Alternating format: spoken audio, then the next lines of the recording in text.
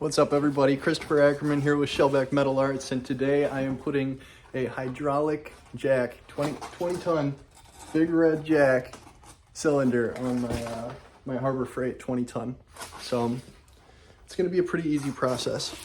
Let's walk through it. All right, so the first thing I did was unbox her. I put the whole thing together. I actually haven't used this 20 ton yet, so this is going to be a first for me, but I figured, you know, before I install this manual, why not just go ahead and get this big red 20 ton with the hydraulic cylinder? So that's what we're gonna go ahead and do.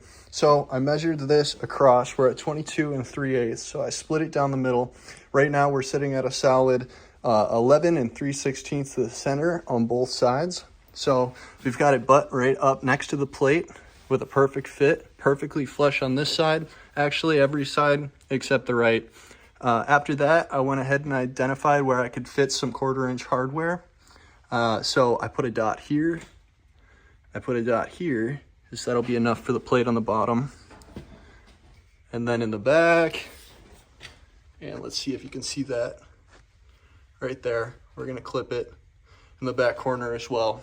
So now that I got my layout all done, now I'm gonna go ahead, pull the jack off, bring it over to my workbench, plow a couple holes through it, line it back up, and then mark it out. And that's when I'll take it off again, drill through it.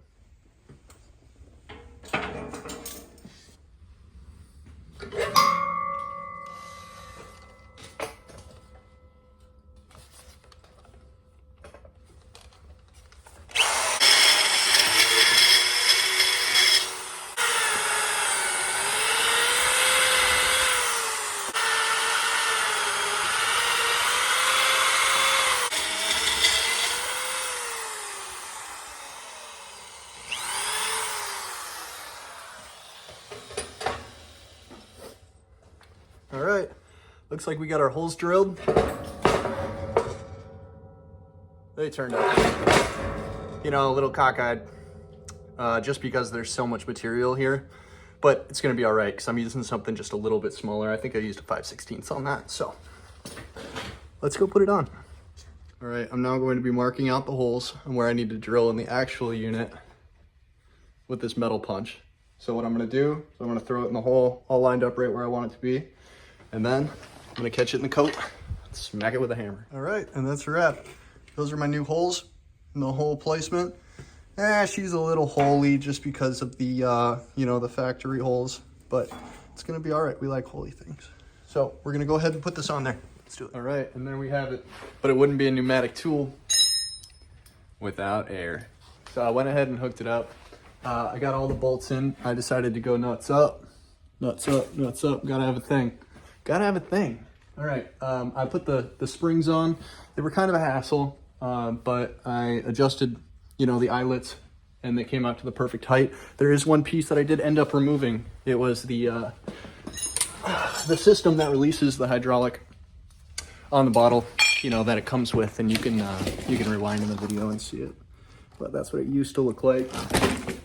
That's what it looks like now. Okay, so with the flush setup, your cylinder does just barely rub against this spring, but there's no pressure on it, and it's gonna be just fine.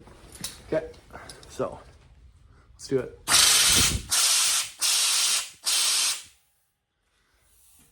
All right, so since this is a brand new cylinder, it still needs to be primed, and the oil still needs to circulate. And so on this guy, after I pumped it a few times, the hydraulic cylinder started working perfectly for me. I'm not worried about it, you know, because it is about -10 out today. And that just might be a little bit too cold for the viscous, but the shop isn't always that cold.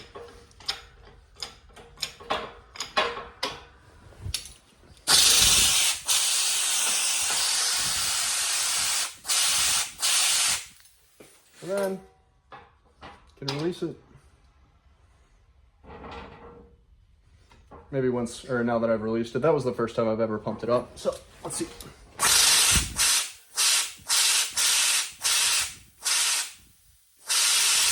All right, I got it all figured out. So I went online and I learned how to purge my hydraulic jack. It must have gotten some kind of air in it during transportation. I don't know, different atmospheres, something with that. So I would recommend doing that, definitely. And then after that, I realized that I was running a quarter inch line, about 100 feet.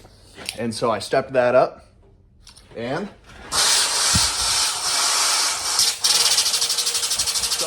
if you heard that, I noticed that I have to pump it about 3 or 4 times